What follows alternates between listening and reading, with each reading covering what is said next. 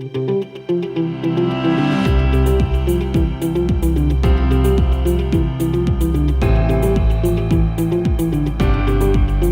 días a los que están en streaming en Sudamérica y buenas tardes a todos vosotros. Y nada, soy Óscar Julián, soy el BIM Manager del Departamento de Infraestructuras de ARUB, aquí en Madrid. Y nada, vamos a ver un poco la diferencia que hay sobre el BIM en lo que nos ha contado mi compañero y lo que sufrimos los que estamos en obra civil. Porque digo sufrir porque todavía nos encontramos con varios problemas. Ahora veremos algunos de ellos. Bien, el Departamento de Infraestructuras en Madrid somos como unas 20 personas, estamos creciendo y tenemos, digamos que 4 ramas. La parte de obra civil, pura y dura, la parte de ingeniería marítima, la parte de geotecnia y una parte de consultoría ambiental y social. En la parte de consultoría ambiental y social tenemos bastantes proyectos en Latinoamérica. Y en la ingeniería marítima, una de las cosas que estamos haciendo es apoyar a otras oficinas. Tenemos un experto aquí en Madrid, Horacio Salerno, y es un gurú del tema marítimo. Entonces, nos piden mucha colaboración con él para el tema marítimo y solucionar muchas veces problemas por la larga experiencia que tiene. Bien, un poco la introducción para el tema BIM en infraestructuras. Aquí pongo teoría-realidad y bueno, BIM es un proceso, como todos sabemos, pero en el momento en el que nos ponemos a hablar de BIM sale mucho la palabra Revit. No tengo nada contra ese programa, ¿vale? Pero todo el mundo confunde muchas veces BIM con Revit. Y si lo pasamos a obra civil, muchas veces Revit para nosotros no tiene cabida. Luego está el tema del IFC. No podemos exportar a IFC satisfactoriamente. O sea que tenemos que buscárnoslas. Hay software que están exportando, por ejemplo, AutoCAD Civil 3D, pero si nos metemos en las propiedades que saca, o sea, estamos sacando solamente modelos geométricos mudos. Luego otra cosa que se habla es que los dibujos salen automáticamente de los modelos. En la parte de edificación está más conseguido. Nosotros todavía tenemos, a la hora de implementar y a la hora de sacar planos de los modelos, tenemos que jugar con muchas herramientas. Nuestro principal problema es que tenemos muchas herramientas para trabajar y hay que hacer que esas herramientas concuerden, o sea, se interoperen entre ellas para luego, al final te piden un modelo, pero del modelo realmente lo que te están pidiendo son planos. Con lo cual muchas veces hay ciertas cosas que hay que todavía usar programas CAD para poder entregarlas. Formato COBI. Los programas con los que trabajamos, el exportar a COBI, no diría cero patatero, pero casi. Y si queremos exportar a COBI, las pasamos canutas, porque los programas con los que trabajamos no están preparados muchos de ellos.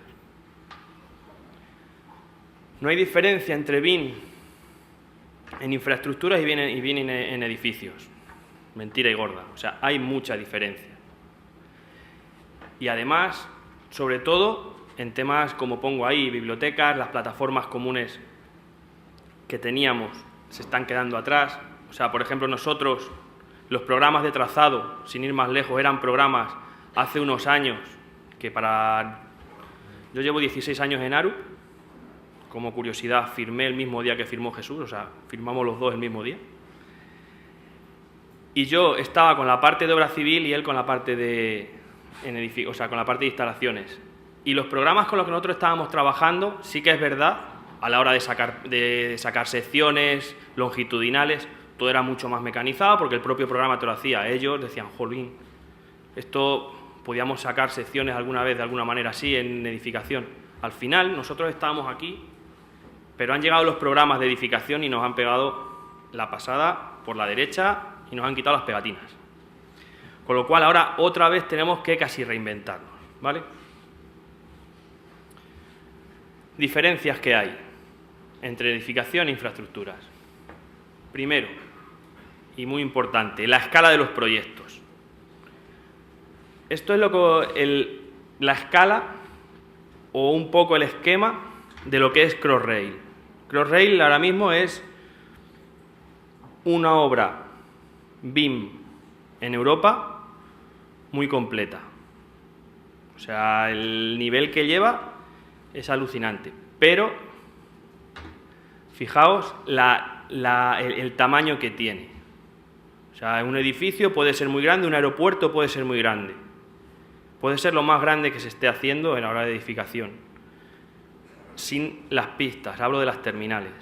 Pero fijaros, un proyecto como este, al final, modelos federados, las estaciones por un lado será un modelo aparte que los túneles, que un tramo de túnel. La escala es grandísima. La complejidad. En un proyecto de infraestructuras, los actores son numerosos. Desde, por ejemplo, tomando Crossrail como ejemplo, tenemos el que está con la catenaria, el arquitecto que está con el diseño de una estación. Este organigrama es de un proyecto de metro. No es Crossrail, pero es de un proyecto de metro que estuvimos aquí en la oficina de Madrid. Y solamente, o sea, el poner a todos los actores en conjunción en el proyecto, que todos remen en la misma dirección, es muy complicado.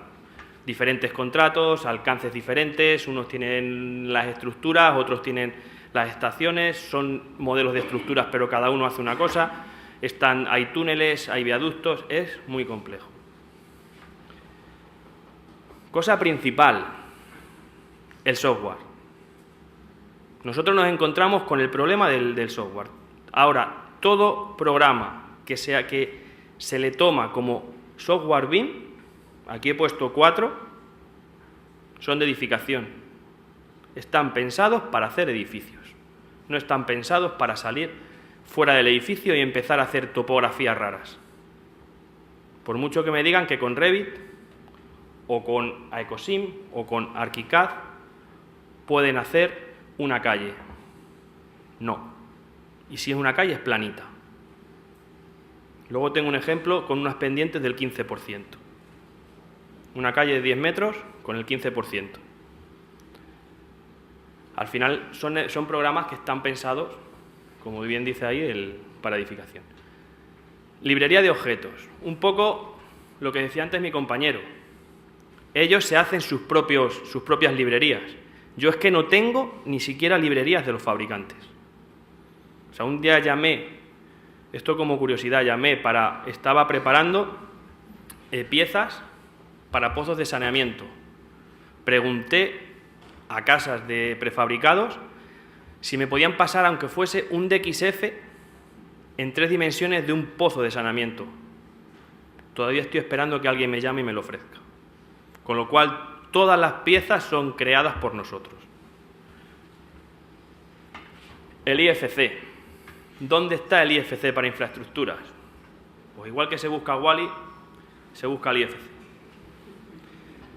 Pero nos buscamos la vida con otros formatos. Nosotros nos estamos buscando la vida con el XML, con el shapefile de GIS y, como ha dicho mi compañero, con el Excel. Programa BIM por excelencia. Aunque parezca raro, una hoja de cálculo, lo que no consigas conectar con cualquier otro programa, con Excel lo puedes hacer. A mí en el proyecto que ha presentado de KTC, o sea, del tenis, a mí me salvó la vida Excel. Al final, al no tener el IFC, tenemos que estar usando otro tipo de archivos, ¿vale? El software.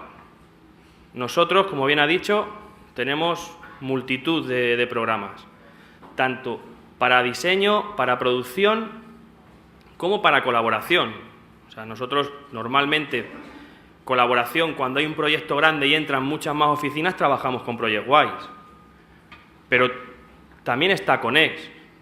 O, por ejemplo, para el tema de producción o de diseño, se está usando Revit o, por ejemplo, AutoCAD Civil 3D en la parte de civil, pero también podemos pasar la información a Power Civil de OpenRoad, de Bentley.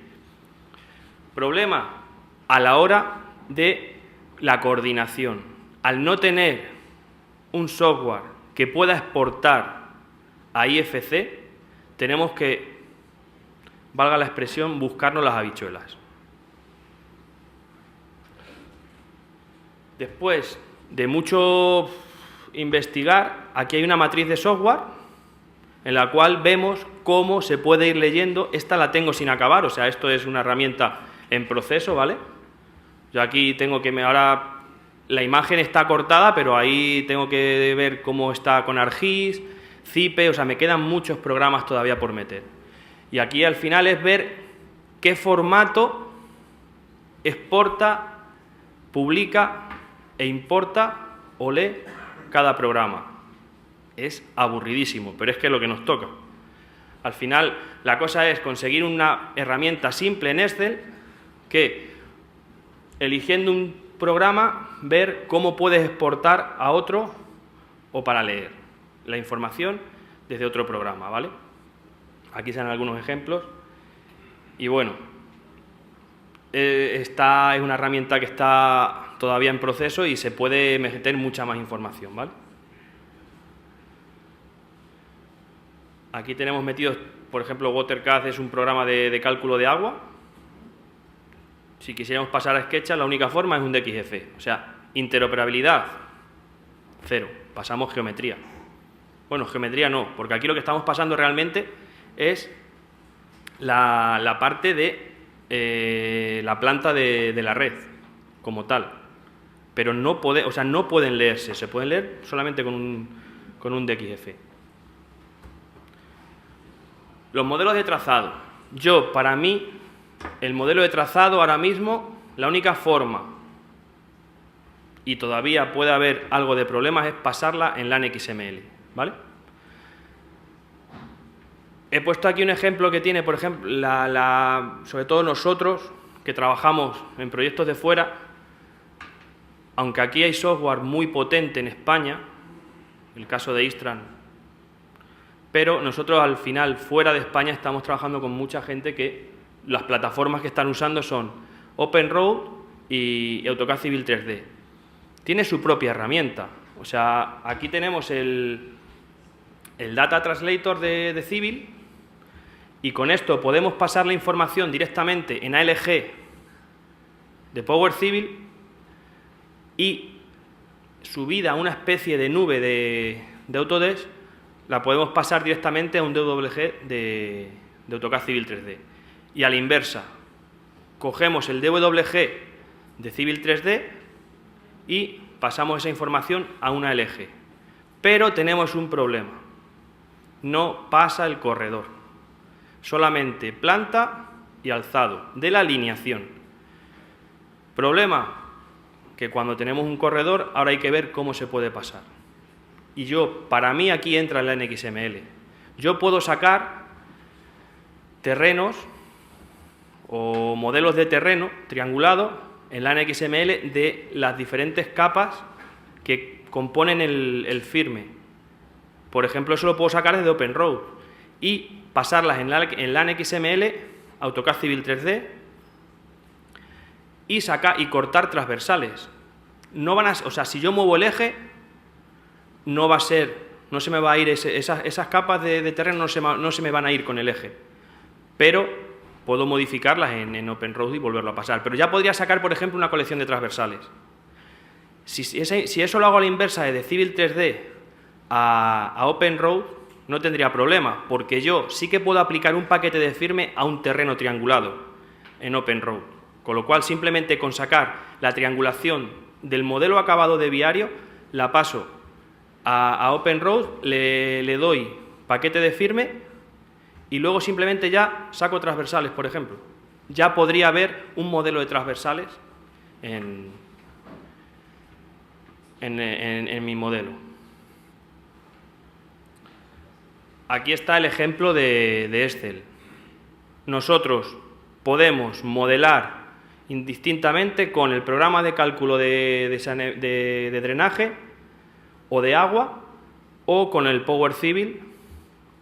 Podemos modelar con uno o con otro. Depende, y aquí sí que el flujo de trabajo tiene que estar bien pensado, si la parte de modelado tiene tiempo o no está con otra cosa, o si no, la gente de ingeniería modelarían ellos y vía Excel lo podríamos pasar. Esto sería bidireccional, ¿vale?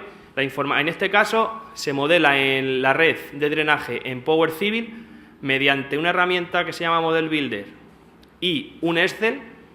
Pasamos información al modelo de cálculo. El modelo de cálculo cambia y automáticamente pasa esa información al modelo de geometría. Lo que hemos dicho antes, hay un montón de parámetros que podemos meter en esa red que no está ni siquiera en el programa de cálculo. Los metemos en la hoja Excel y creamos los parámetros en el modelo de geometría y se lo pasamos. Toda esa información la van a tener. Otro problema con los modelos de redes. Cuando yo creo un modelo de red, de una red de saneamiento, por ejemplo, en este caso, está creada en Power Civil y la tengo que pasar a AutoCAD Civil 3D. Problemas y gordos. Son dos programas diferentes casas con un save-file de ArcGIS. Un save-file, no sé si lo conocéis algunos, al final es geometría con un montón de parámetros dentro para compartirlo en GIS. Mapeamos columnas del archivo de un programa con otro. Pivotamos sobre ese archivo y podemos conseguir la geometría con toda la información en Civil 3D desde Power Civil. Tema de geotecnia. Nosotros en geotecnia estamos usando como base de datos el GINT. De aquí sacamos y metemos información vía Excel y pedimos la información que nos la den en Excel. Y de aquí sacamos información para los modelos de ArcGIS. Normalmente la parte de geotecnia la representamos en ArcGIS, en Excel y en LAN XML. Al igual que para generar modelos 3D para cortar los terrenos desde GINT a Power Civil, en este caso, los pasamos con LAN XML. Al final tenemos que hacer una elección de software. Nosotros aquí en Madrid principalmente trabajamos con Bentley, pero también trabajamos con Autodesk. Es el caso de, por ejemplo, en esta matriz, por ejemplo, podéis ver en Building un edificio. Ese edificio es en Qatar y está hecho con Revit y pudimos coordinar información desde Power Civil. Simplemente publicamos la información en iModel, que es un formato de Bentley, para poder, que al final crea un DGN, que no deja de ser nada más que un repositorio de información, y lo podemos leer desde los programas de Bentley. La parte de trazado, de movimiento de tierras, podemos usar indistintamente Civil 3D o OpenRoad. En agua estamos usando WaterCAD y SeaWorldCAD. Tenemos buena interoperabilidad de esos programas con el programa de modelado. Y la parte eléctrica, normalmente en la parte eléctrica solamente hacemos la obra civil, conduits. Y podemos usarlo con AutoCAD Civil 3D o con OpenRoad. Yo preferiblemente prefiero OpenRoad porque tiene la forma de trabajar para utilities. Para mí es mejor porque tiene utilities propias. AutoCAD Civil 3D tienes que trampear, entre comillas, tienes que usar las utilities de agua, trampearlas un poco para que sean, por ejemplo, arquetas o prismas eléctricos, ¿vale? Pero bueno, se puede, al final son redes, ¿vale? Y la forma de compartir la información, si hay que al final entregar planos, pues nos apoyamos en AutoCAD o MicroStation, pero si no, la información después del proyecto nos gusta ArcGIS, ¿vale? Ahora, más adelante veréis por qué hablamos de ArcGIS. La organización, lo que he dicho antes, tener un buen flujo de trabajo. Este flujo de trabajo es un poco en el que basamos nuestro flujo de trabajo para todos los proyectos. Pero normalmente el flujo de trabajo se rompe. ¿Por qué? Porque o queda todo en el BEP muy bien escrito y las entregas de información se cumplen como está escrito y se comparte la información como Dios manda, o habrá problemas. El problema principal que yo siempre pongo aquí como ejemplo es que si no está el flujo bien definido y las entregas de información de unos a otros bien definidas, habrá problemas. Principal problema, yo he estado muchas veces en proyectos que colaboramos con edificación por la noche a las 3 de la mañana preparando el modelo de movimiento de tierras. ¿Por qué? Porque la parte de estructuras ha terminado ese día la información, o sea, el modelo de estructuras. Y claro, el movimiento de tierras es lo primero que hay que entregar del proyecto, pero es lo último que puedo hacer. ¿Por qué? Porque hasta que no están las cotas de cimentación cerradas, yo no puedo hacer movimiento de tierras. Lo podría hacer, pero no, si en BIM das un botón y se hace el modelo y se crean los modelos. Mentira y gorda, el botón único en BIM es una quimera. Al final tienes que estar revisando tu modelo de tierras y coordinándolo con la parte de estructuras. Si solapamos, o sea, si hacemos que las entregas vayan escalonadas y hacemos ver al cliente que eso tiene que ser así porque va a tener menos errores dentro de un plazo de tiempo que sea lógico, habrá que hablarlo, pero normalmente siempre, vale, vamos a empezar el proyecto. No, eso que se quede escrito en las primeras reuniones y en el BEP. Cómo se van a entregar los modelos y cómo se va a compartir la información para que no pasen esas cosas. Estándares. Lo de siempre, un poco lo que ha comentado antes mi compañero, pero aquí esto, sobre todo, cuando hacemos un proyecto en el que hay componente de edificación y componente de obra civil. Nosotros normalmente trabajamos con coordenadas UTM y los modelos de edificación siempre están en diferentes coordenadas que las nuestras. ¿Por qué? X. No vamos a entrar a discutirlo. Acordar bien cómo se van a compartir esas coordenadas. Y eso tiene que quedar bien cerrado, de forma que cuando yo quiera meter el modelo de edificación para coordinar todas mis utilities en el proyecto, no tenga que estar a la antigua usanza cogiendo una arista que hay en la cimentación que me coincide con una línea que supuestamente me han dado en un plano en 2 dimensiones, que es ese vértice, y luego tengo que estar girándolo. ¿Por qué? Porque al final va a haber problemas y seguramente que andemos el modelo casque por algún lado.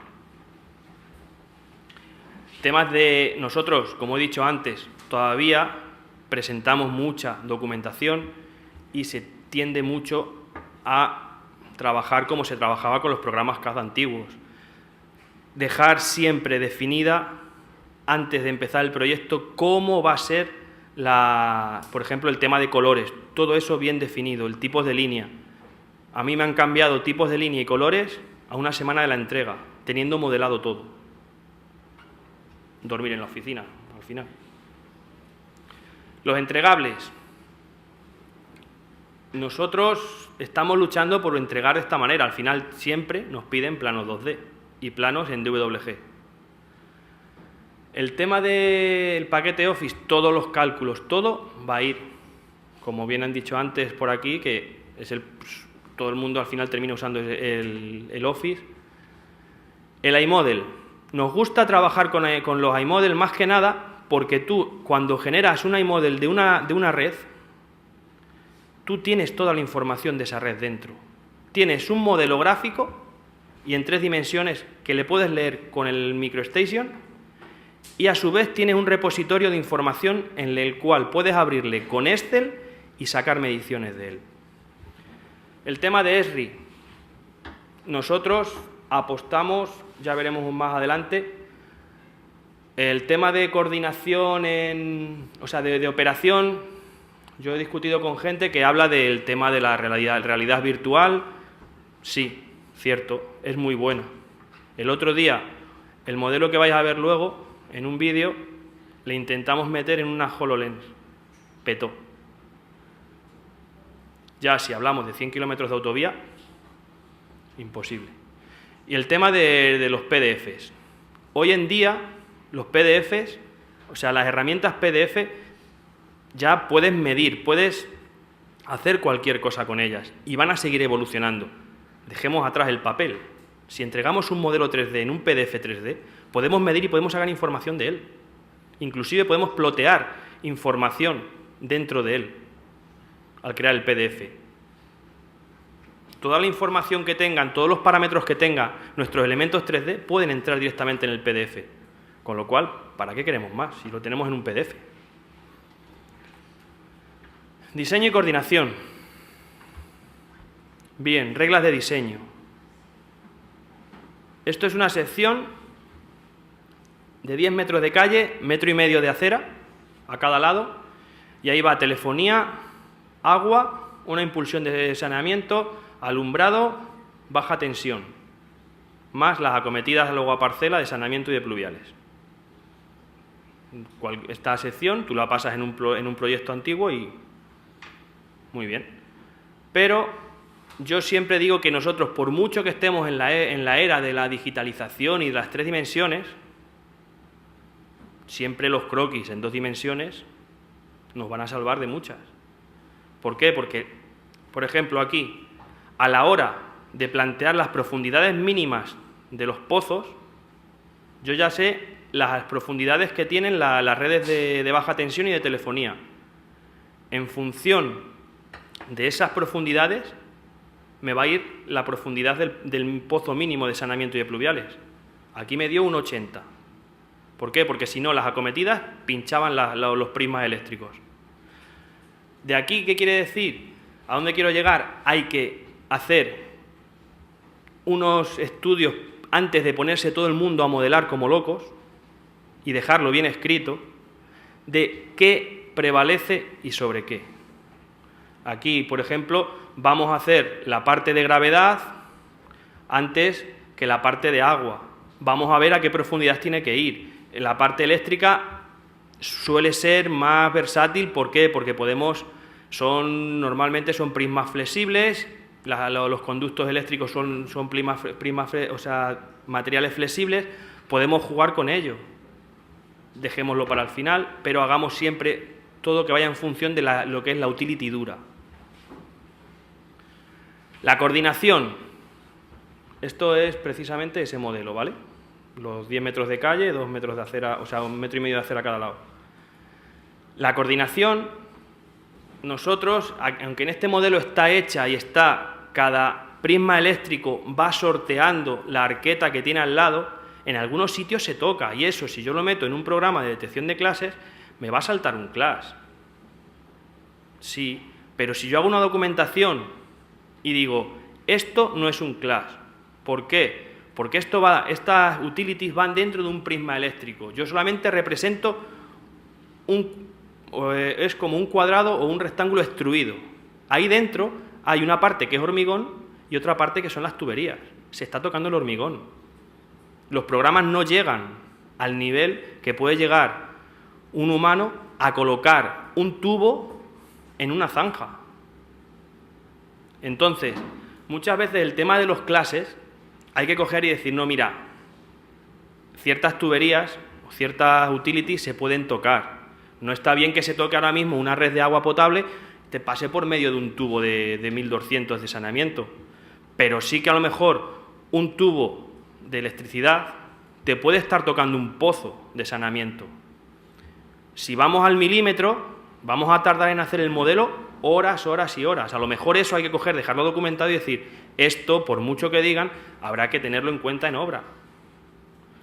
Para eso están luego los modelos ASBIL. Los LODs, como ha dicho Jesús, bueno, nosotros es que encima los LODs te pones a abrir el BIM Forum y si quieres ver algo de LOD respecto a temas de obra civil, cuando a lo mejor tratan la parte de fuera del edificio. Vamos a ver, un LOD bueno para obra civil puede ser un 200. Yo, por ejemplo, una topografía, un día me decían, ¿y por qué no la subes de LOD? ¿Para qué? ¿Quiero representar los chinarritos de la arena? O sea, es que si yo al final no deja de ser una triangulación, que lo necesito para cortar. Ya será el modelo de terreno, ya será o del ground level o será de un material que de la litografía o sea, la litología si la geotecnia me lo ha podido dar, bueno, pues lo disgregaré en diferentes modelos de terreno, ¿vale? Por ejemplo, lo que ha dicho antes Jesús, yo una arqueta de un invernal me vale igual y es mejor para el modelo un paralelepípedo con muchísima información. Puede ser un LOD 100 en geometría, pero puedo tener un LOD 500 en información. Partamos de ahí, de que no tiene por qué ser unos LODs exagerados en lo que es en la parte de geometría. Es que los programas no pueden con ello. GIS bin GIS. Nosotros nos estamos apoyando ahora mismo en GIS. Por ejemplo, en este caso es un modelo, se ha sacado el terreno y se ha publicado en LAN XML, se ha leído con ArcGIS y podemos estudiar pendientes o cualquier otra cosa del terreno, cómo son las vaguadas, dónde están, e incluso sacar las cuencas de aportación para luego el cálculo de drenaje, con su área. En este caso se puede hacer toda la información. Por ejemplo, ahora estamos en un proyecto para todo el tema de logística, para transporte, ver cómo puede afectar eso al proyecto que se va a modelar. Pues todo eso con ArcGIS lo podemos estar viendo.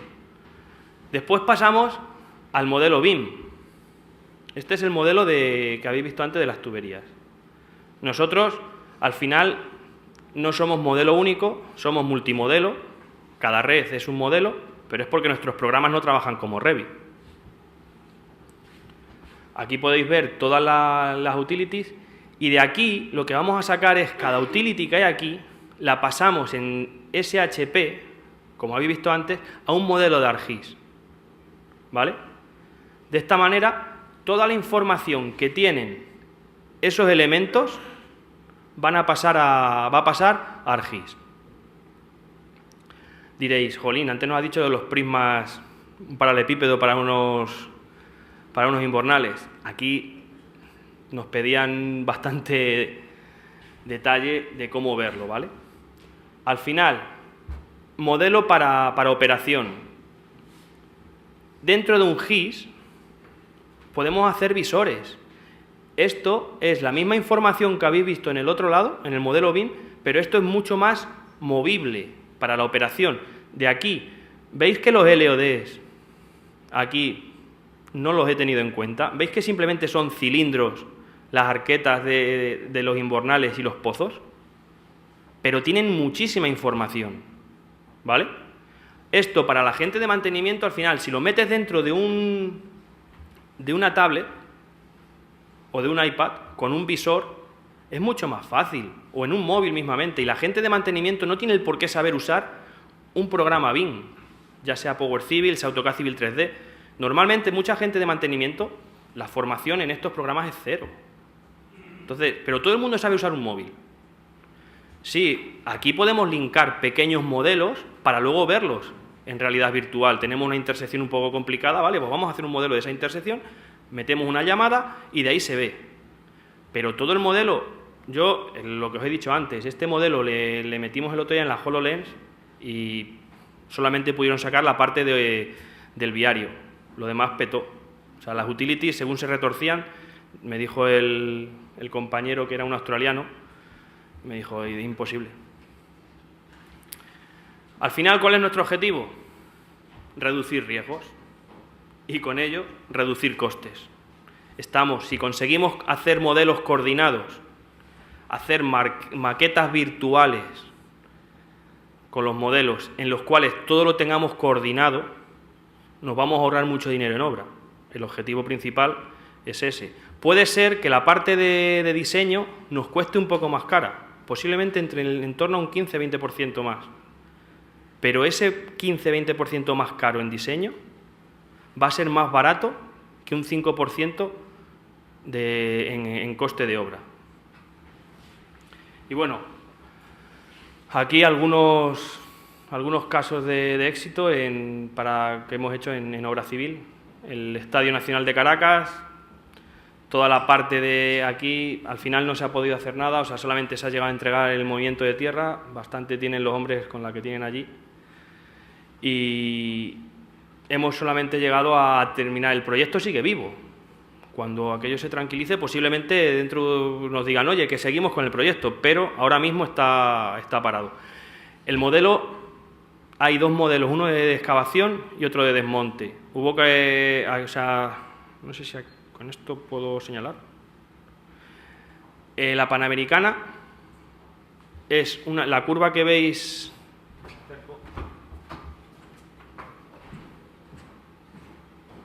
curva de aquí es la Panamericana, ¿vale?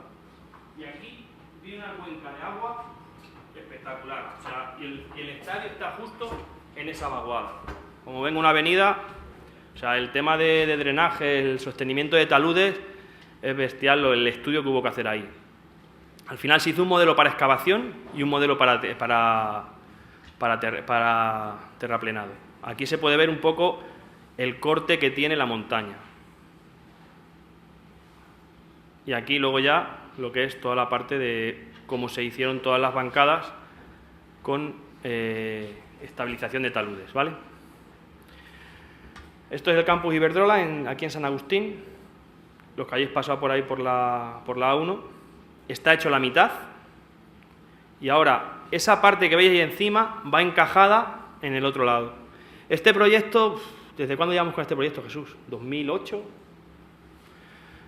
Se empezó en AutoCAD, pero la segunda fase que hemos tenido que rehacer, pues por lo menos lo que es toda la parte de obra civil, estamos metiéndola a lo que ha dicho Jesús antes.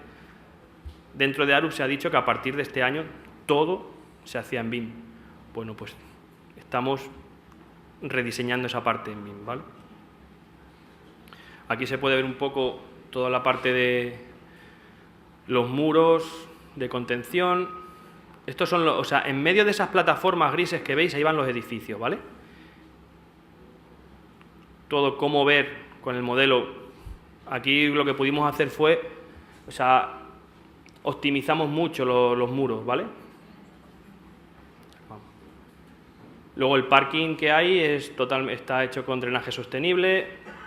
Pues tuvimos que estudiar mucho para que los muros de contención, está hecho en bancadas, no cortasen el flujo de agua. El Doha Tennis Stadium, el Khalifa Tennis Complex. Esto a nosotros nos costó sangre, sudor y lágrimas. Porque el modelo que veis de hormigón está hecho en Revit. Y nosotros hemos trabajado todas las utilities y la rampa de acceso con Power Civil. Problema, nos pedían la información que se pudiese ver en Navisworks y que los planos fuesen en DWG. Los planos lo conseguimos, pero perdíamos interoperabilidad. Sobre todo a la hora de que los elementos, podíamos hacer elementos mudos para la coordinación, pero queríamos que tuviesen información. De la forma más tonta, conseguimos, muchas veces, te sale la inspiración. Si nosotros metemos información dentro de un elemento que está creado con software Bentley, al exportarlo a DWG queda como un bloque, y esos elementos son atributos de AutoCAD. Y eso sí que lo lee Navisworks. Al final, mediante Excel estuvimos cruzando información para que todos los elementos tuviesen la información que se requería, ¿vale? Esto es una terminal de graneles sólidos. Y bueno, aquí lo que se hizo es ver, esto es un proyecto piloto dentro de Arup para ver que se puede aplicar BIM a temas marítimos y sobre todo temas de graneles sólidos, ¿vale? Aquí se puede ver toda la parte del movimiento de tierras, el dragado, el muelle, cómo se coordinó la parte de la estructura con el drenaje. Y al final, este vídeo lo que hace es ver, aunque tiene un poquito de sonido, cómo interactúa la grúa descargando con los barcos. Aquí hubo que hacer un estudio de cómo vimos cómo subían y bajaban las mareas, cómo actuaba el barco cuando subían y bajaban las mareas, para presentarlo. Y este proyecto lo que hace es digamos que hay un documento de los pasos que hay que seguir cuando se haga un proyecto de este tipo en Arup.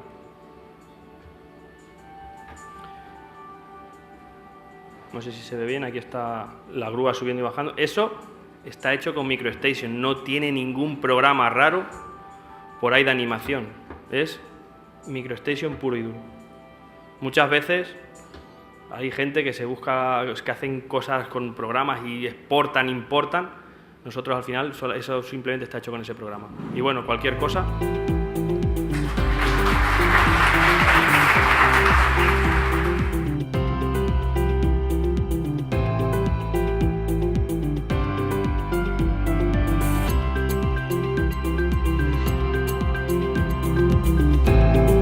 Yo soy Óscar Julián, trabajo en Arup, aquí en la oficina de Madrid, y ahora mismo estoy desempeñando el cargo de BIM Manager dentro del Departamento de Infraestructuras y Obra Civil aquí en la oficina de Madrid.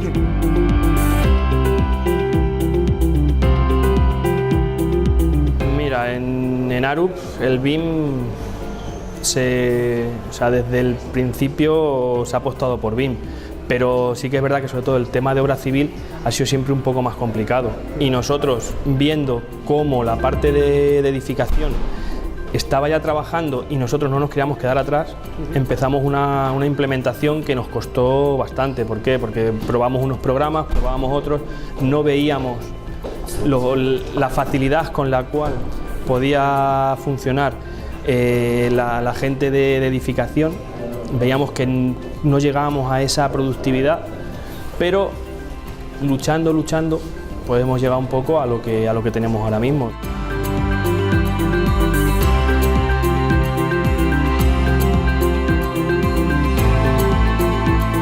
En edificación yo veo que la gente ya va entrando.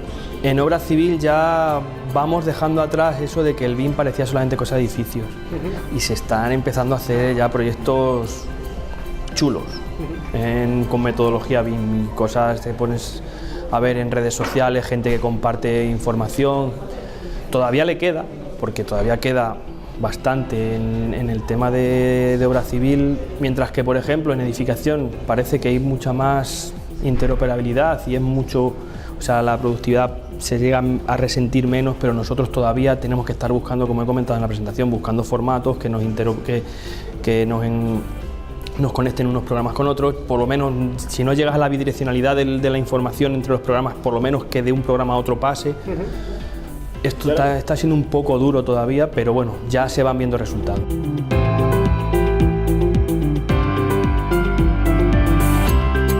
Para mí, particularmente, creo que se ha empezado un poco tarde.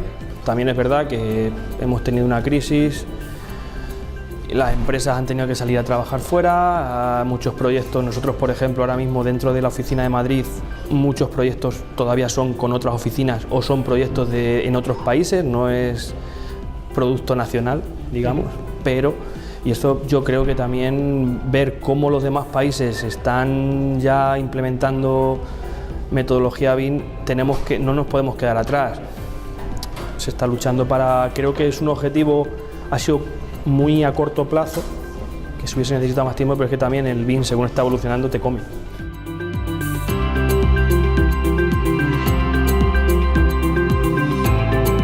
Sí que nos encontramos que ya se están pidiendo en los proyectos, se pide metodología BIM. Todavía hay mucho desconocimiento por parte de algunos clientes que te piden BIM. A lo mejor he habido casos en los que te han pedido BIM y te piden un modelo BIM de Revit y dices, el modelo no, la parte de edificación sí, pero hay una parte que a lo mejor no se puede hacer con determinado software. A lo mejor tienes que buscarte otro software, entonces todavía falta tiempo para que mucha gente conozca bien el BIM.